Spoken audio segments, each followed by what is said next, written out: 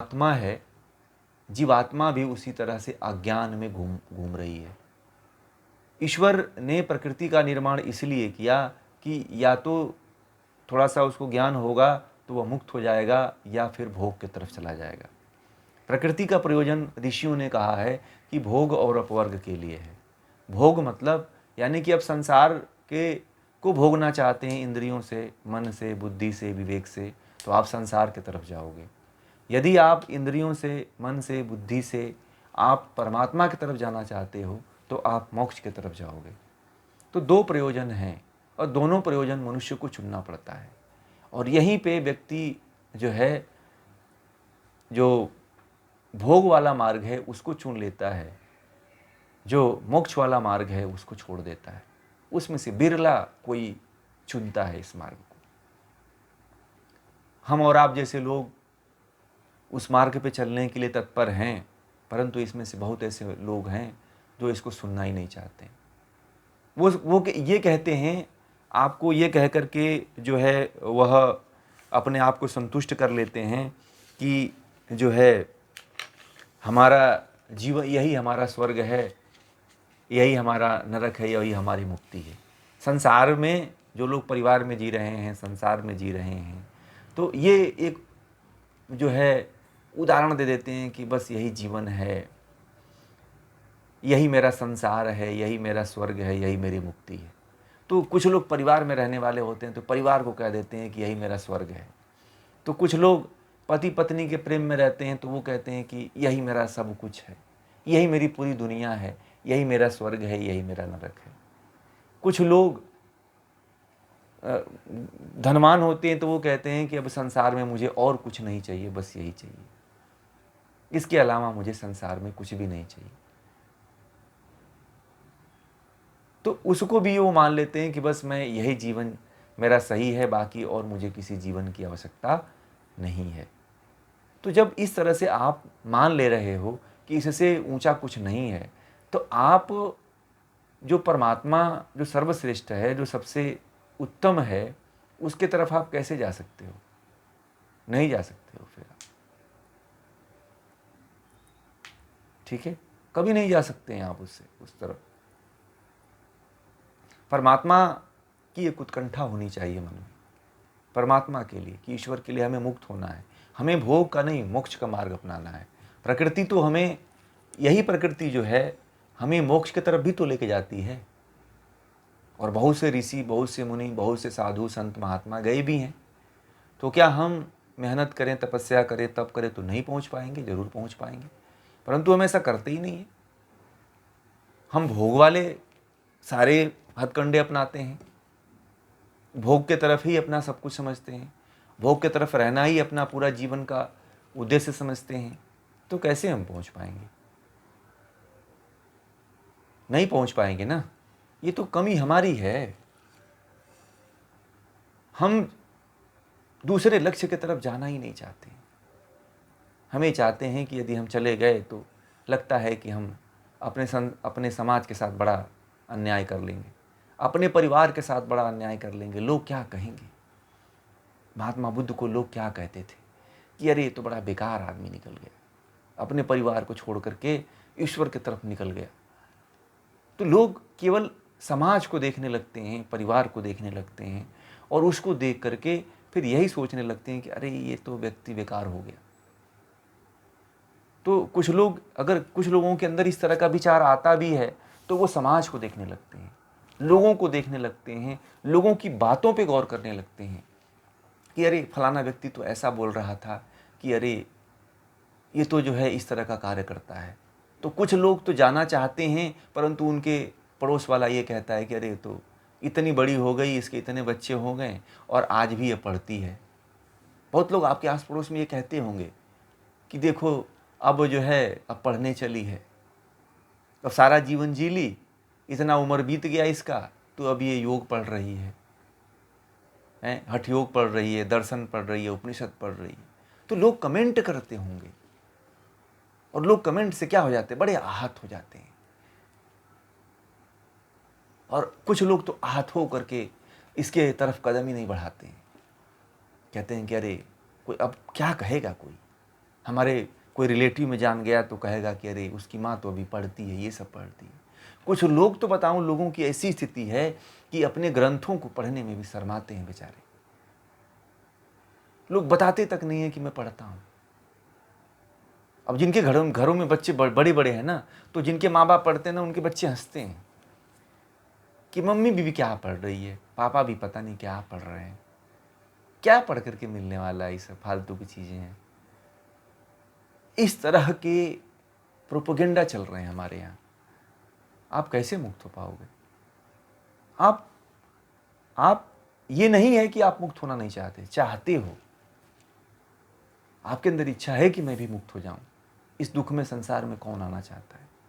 आपके अंदर ये भी चलता है, परंतु आप जो है, लोग क्या कहेंगे इसका बड़ा फिक्र है। हमारा परिवार क्या कहेगा हमको, इसका बड़ा फिक्र है लोगों को। हमारे आस पड़ोस के लोग देख लेंगे तो क्या कहेंगे यार, कि वो पढ़ता है, पढ़ने की उम्र है उसकी, हैं? अरे बच्चों को पढ़ाना लिखाना चाहिए। बच्चों पे मेहनत करता, परिवार पे मेहनत करता तो उसका परिवार आज बड़ा होता। उसके पास इतने धन आते, उसके पास इतने रुपए आते, इतने पैसे आते। ये पढ़ने की उम्र है उसकी। लोग इस तरह की बातें बोलते हैं और लोग यहीं पे आहत हो जाते हैं। लोग यहीं पे जो है अपना मार्ग चेंज कर लेते हैं। एक बार सुनते हैं, 2 बार सुनते हैं, तीसरी बार कहते हैं अरे छोड़ो यार, कौन कर रहा है इस समय? ये फालतू की चीज़ें हैं, ये बकवास की चीज़ें हैं।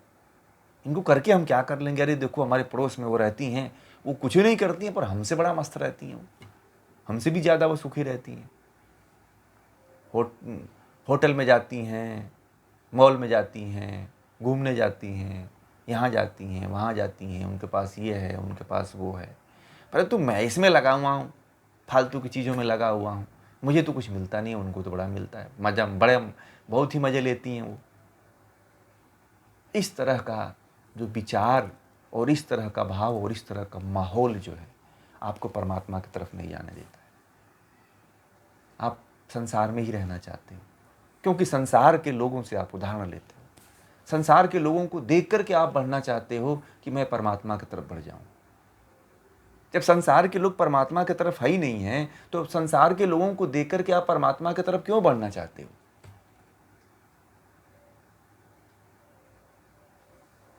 उन लोगों को आप प्रेरणा मानते हो जिन लोगों से कोई मतलब ही नहीं है कि परमात्मा की तरफ जाना है।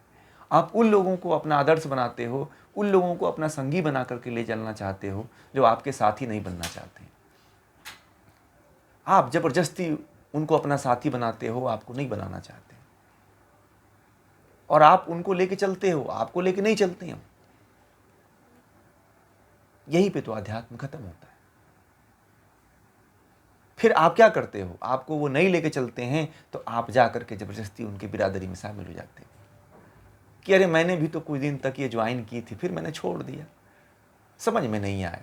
फिर तरह तरह के बहाने बताने लगते हैं कि मुझे समझ में नहीं आया, मुझे कुछ अच्छा नहीं लगा, इच्छा तो थी, परंतु आप उस इच्छा का गला घोट देते हो। किसके कारण? सामाजिकता के कारण। मेरे पास बहुत सी महिलाएं योग करने आती थीं। मैं ग्रामीण अंचलों में एक बार योग करा रहा था, तो कुछ महिलाएं जो पढ़ी लिखी तो वो आती थी, तो गांव की कुछ महिलाएं आने लगी, कुछ नहीं आ रही थी। तो उसमें से 2-4 महिलाएं जो नहीं आ रही थीं, वह इन महिलाओं को कमेंट करने लगी कि अरे इनके जो है घरों में सब ऐसा काम बिखरा रहता है और ये चली जाती हैं योग करने के लिए। योग करके क्या होगा? योग सीख करके क्या होने वाला है? घर पे अपना काम करें तो सब योग हो जाता है। श्वास फूंकने से योग होता है क्या? ऐसे ऐसे कमेंट महिलाएं करने लगी। अब वो महिलाएं हमें आकर के कहने लगी कि हमारे आस पड़ोस में हम आते हैं तो महिलाएं हमारी बड़ा कमेंट करती हैं कि ये श्वास फूंकने से, आसन करने से, प्राणायाम करने से कुछ होता भी है क्या? ये महिलाएं बस दिखाने जाती हैं, शरीर दिखाने जाती हैं। तो उनको मैंने कहा कि आप लोगों को कोई समस्या और कोई बीमारियां हैं?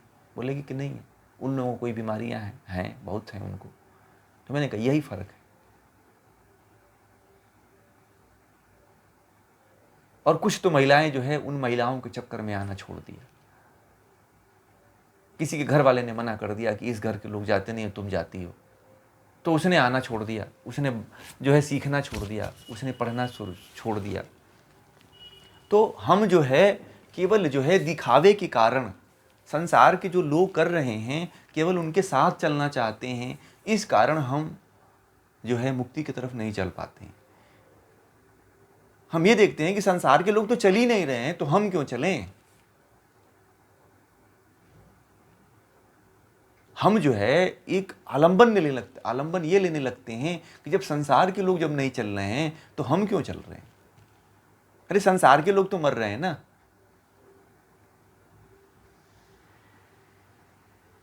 और हमको पता नहीं क्या आ गई, मैं पता नहीं क्यों ये सब पढ़ रही हूँ। इस तरह के विचार महिलाएं सोचते हैं, इस तरह की कि मैं पता नहीं क्यों इनकी कथा सुनती हूँ, मैं पता नहीं क्यों इनकी बातें सुनती हूँ। कोई तो नहीं इनकी बातें सुनता है। तो फिर क्या होता है कि जो लोग थोड़े जागरूक भी होते हैं वो भी मार्ग छोड़ देते हैं, क्योंकि लोगों को लेके चलेंगे तो लोग कभी आप नहीं चल पाएंगे। लोग तो आप नहीं चलोगे तब भी आपको लोग कोसेंगे, और चलोगे तब भी कोसेंगे। लोगों का काम है। आप कुछ करोगे तब भी आपको बोलेंगे, नहीं करोगे तब भी आपको बोलेंगे, सोए रहोगे तभी भी आपको बोलेंगे, जागते रहोगे तभी भी आपको बोलेंगे। किसी भी क्षेत्र में लोग आपको छोड़ने वाले नहीं हैं। समस्या यही है कि हम अपना निर्धारण जो है पड़ोस में क्या हो रहा है, हमारे आसपास क्या हो रहा है, फलाना लोग क्या कर रहे हैं, हमारे परिवार के लोग क्या कर रहे हैं, क्या कर रहे हैं, क्या कह रहे हैं, हम उस पे ज़्यादा चलते हैं। इसीलिए जो हम भोग की तरफ बढ़ जाते हैं, इसीलिए जो है हम परमात्मा की तरफ नहीं जा पाते हैं, इसीलिए जो है संसार के तरफ ही हम रह जाते हैं। लोग कहते हैं ना कि हम बहुत चाहे, बहुत कोशिश किए, परंतु हम ऐसा विघ्न आया कि हम भूल ही गए कि मुझे परमात्मा की तरफ जाना है। आप भूले नहीं, आप जान करके भूले। कुछ तो बातें भूली जा सकती है, परंतु मन में बातें चल रही थी कि इस रास्ते से बहुत से ऋषि, बहुत से मुनि, बहुत से योगी, बहुत से धर्मात्मा लोग मुक्त हुए हैं। परंतु मैंने कुछ दिन तक किया था, परंतु आसपास की सामाजिकता ने, पास पड़ोस की बातों ने, घर के लोगों की बातों ने मुझे रोक दिया।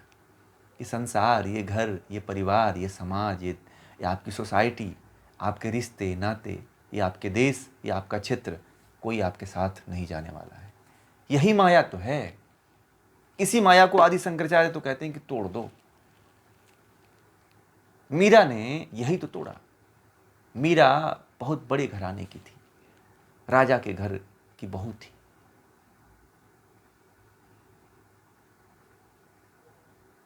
परंतु घूम घूम करके गान करने लगी। देखिए कि ये तो भेड़िया चाल है। वही महिलाएं जो जब महल के चार दीवारों में जब कैद रहती थी तो मीरा का सम्मान किया करती थी। जब मीरा निकल करके भजन गाने लगी तो वही महिलाएं जब देखती थी तो मीरा के साइड से थूकती थी। कुछ महिलाएं मीरा के ऊपर थूकती थी। कुछ महिलाएं ऐसी थी मीरा को भद्दे कमेंट करती थी कि अरे ये तो बड़ा गंदी है, यह पुरुषों के बीच जा करके बैठती है, ये कोई स्त्री है, ये तो कुलच्छन स्त्री है, ये तो दुष्चरित्र स्त्री है, ये कोई स्त्री थोड़ी है, ये घूमती रहती है, बावली है ये तो। वही स्त्रियां जब मीरा रहती थी तो उसकी, जब उनके बीच में रहा करती थी तो सेवा करती थी, और वही उसके परिवार वाले, वही उसके घर वाले उसको सम्मान दिया करते थे। परंतु वह जब अपना रास्ता चुना, जब उसने अपने लिए रास्ता चुना तो लोगों ने उसको गालियां देना शुरू कर दी, लोगों ने उसे मारना शुरू कर दिया। मीरा जब निकलती थी तो उसके कपड़े नोचे जाते थे, कपड़े खींचे जाते थे उसके, परंतु मीरा किसी से लड़ती नहीं थी। वह कहती थी कि हे भगवान, ये लोग अज्ञान है, इनको क्षमा करना, इनको नहीं पता है कि मैं किस तरफ जा रही हूँ, इनको नहीं पता है कि मेरा मार्ग क्या है, मेरा उद्देश्य क्या है। मेरा उद्देश्य मैं जानता हूँ और तुम जानते हो, क्योंकि मैं तुझे प्राप्त करना चाहती हूँ।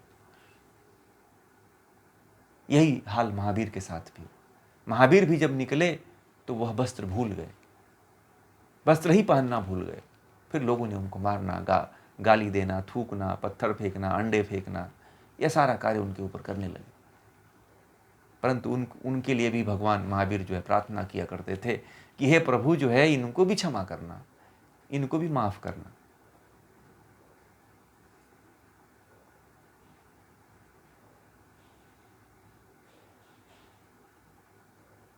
क्योंकि इनको भी नहीं पता है कि मेरा उद्देश्य क्या है। आपका उद्देश्य आप ही पूर्ण कर सकते हो। कोई आपके उद्देश्य को कोई सहारा नहीं देने वाला है। आप यदि संकल्प लिए हो तो उस संकल्प पे अकेले चलो। मत देखो कि हमारे आसपास कौन लोग हैं, कितने लोग चल रहे हैं, हमारे बगल की जो आंटी हैं, जो दादी हैं, वो चलती हैं कि नहीं चलती हैं। उनका संग मत ढूंढो। आप अकेले चलो, क्योंकि आपको अपना उद्देश्य मालूम है। कब तक ऐसे चलो? लोग यही तो कहते हैं कि लोग क्या कहेंगे। बहुत लोग तो इसी कारण कि लोग क्या कहेंगे, इसी कारण बहुत से कार्य नहीं कर पाते हैं।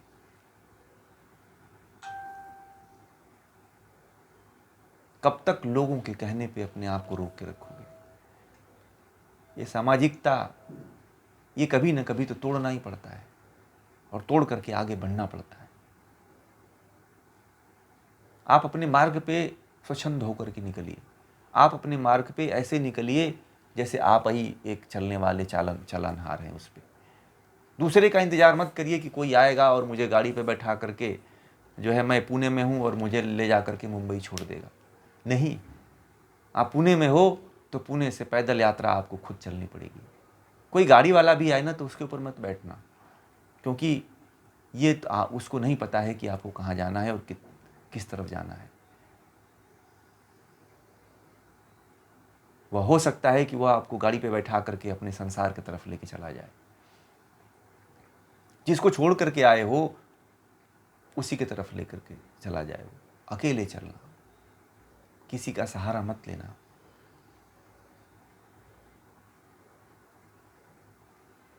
इसीलिए मन बनाया हुआ है। मन और प्रकृति का प्रयोजन केवल मुक्ति के लिए है, संसार के लिए नहीं है। संसार तो अपने आप नहीं कुछ करोगे, नहीं आप चेष्टा करोगे भी तो भी संसार चल रहा है और चलेगा, परंतु परमात्मा की तरफ चलना पड़ता है। संसार को नहीं चलाओगे तब भी चलेगा। आप ये मत सोचना कि मेरे इतने पुत्र हैं, मेरे इतनी पुत्रियां हैं, मेरे पति हैं, मेरे सास ससुर हैं, सब हैं, मेरा बेटा है, मेरा बेटी है, मेरे जाने के बाद क्या होगा। तो ये आपको ये नहीं पता है कि आप चले जाओगे तब भी ये लोग जी लेंगे। आप मर जाओगे तो 2 दिन रोएंगे, 3 दिन रोएंगे, उसके बाद आपको भूलने की कोशिश करेंगे। केवल 3 दिन का प्रेम है, बस 3 दिन का लगाव है बस।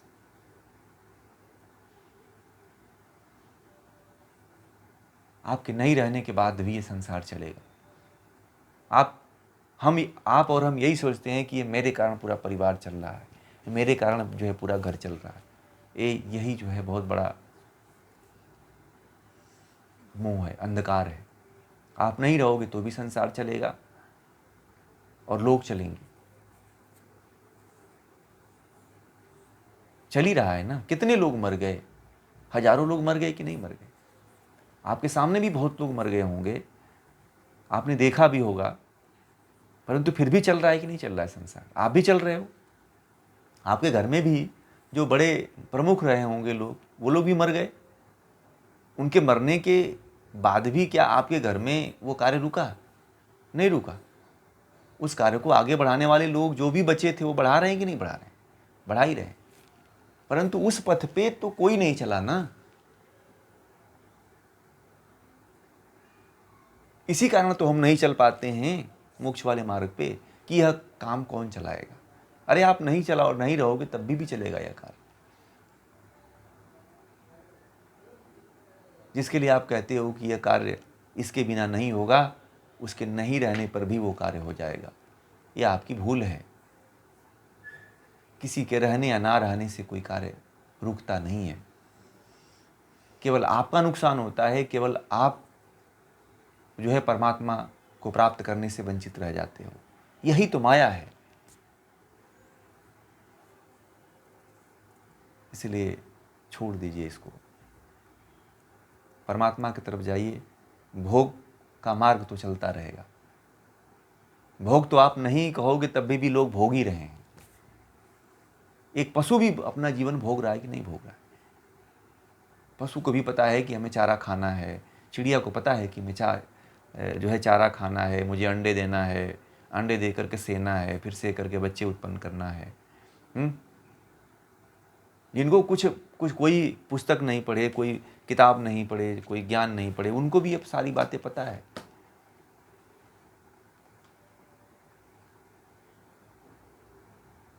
पता है कि नहीं पता है? वो भी सब कर ही रहे हैं। ठीक है,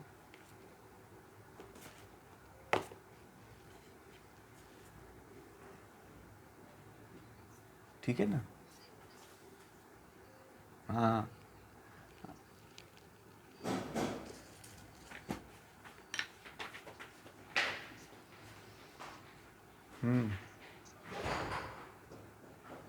कठिन कोई दूसरा थोड़ी बनाया, आपने बनाया है ना इसको। कठिन आपने बनाया है। कठिन जैसे आपको जो उदाहरण दिया मैंने कि आपने बना दिया, आप अपने आस पड़ोस में देखने लगते हो कि लोग क्या कहेंगे मुझे। ज्ञान की तरफ बढ़ो आप, तो लोग कहेंगे कि अरे ये तो ज्ञान की तरफ बढ़ रही है, ये तो इस तरफ जा रही है, तो उस तरफ जा रही है। कहेंगे कि नहीं कहेंगे? आप तो कुछ संसार को देखते हुए सांसारिकता की तरफ जाते हो और उसी तरफ ही जाते हो, मोक्ष की तरफ नहीं जाते हो। ये तो केवल उसके कारण है, आप हो इसके कारण, दूसरा कोई नहीं है। रुकावट जो है, जो भी रुकावटें हैं, वो सारी रुकावटों का कारण आप खुद हैं, कोई दूसरा नहीं है रुकावट। आप परमात्मा की तरफ चलो तो कौन आपको रोक लेगा बताओ? कोई रोकने वाला है? कोई रोकने वाला नहीं। आप अपने खुद बाधक हो, कोई दूसरा बाधक नहीं है। यह तो हम अज्ञानता के कारण सब कर रहे हैं। अब जब इतने आप शास्त्रों को पढ़ रहे हैं तो आपको ज्ञान होना चाहिए ना कि हमें किधर जाना है। इतना तो अब समझ में आ ही जाता है कि हमें किस मार्ग पे जाना है, किस तरफ जाना है, किधर जाना है।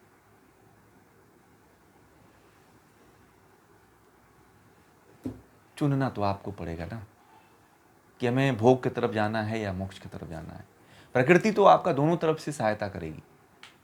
यदि आप संसार में जाना चाहते हो तो जितना भोग का सामान है, भोग की वस्तुएं हैं, सब आपके सामने उपस्थित करती चली जाएगी।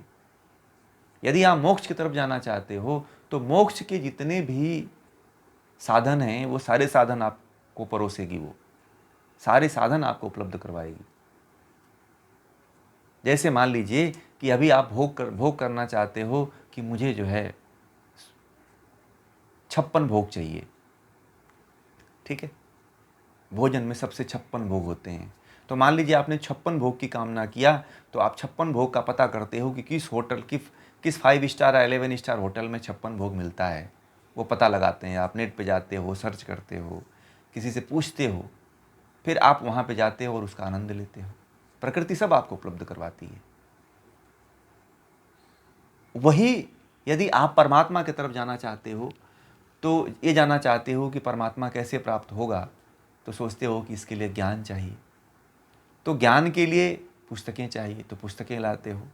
पुस्तकें ला करके सोचते हो कोई विद्वान चाहिए जो हमें इस ज्ञान को पढ़ा सके, तो उस विद्वान को ढूंढते हो आप, और विद्वान को ढूंढ करके फिर उसको आप पढ़ रहे हो।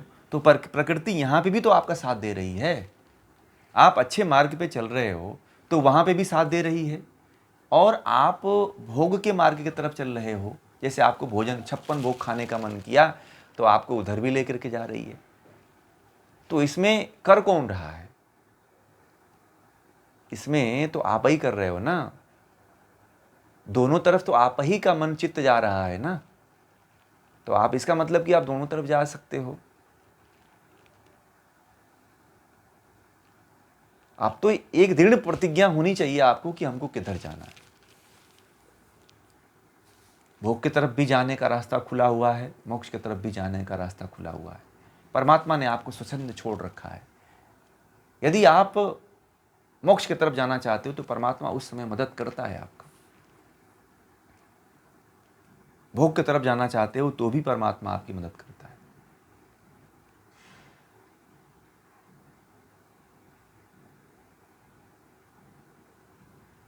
समझ रहे हैं ना? ये आप पे निर्भर है कि आप कितना आप करना चाहते हो। वो सारी चीज़ें उपलब्ध हैं, बस आपको चुनाव करना है और आपको बढ़ना है। ठीक है ना?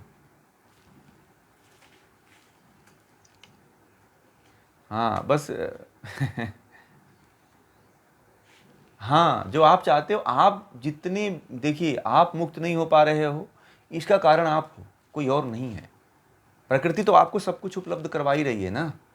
दुनिया की कौन ऐसी वस्तु है जो आप कामना करो और न उसे प्राप्त करते हो? देर सवेर में तो प्राप्त होता ही है ना। आज नहीं तो कल प्राप्त होगा, 2-4 साल में प्राप्त होगा, परंतु प्राप्त हो जाता है कि नहीं हो जाता है? हो जाता है ना। इसमें कोई ऐसी संशय ही नहीं है कि नहीं होता है, हो ही जाता है, प्राप्त हो ही जाता है, कोई रोकता भी नहीं है इसको।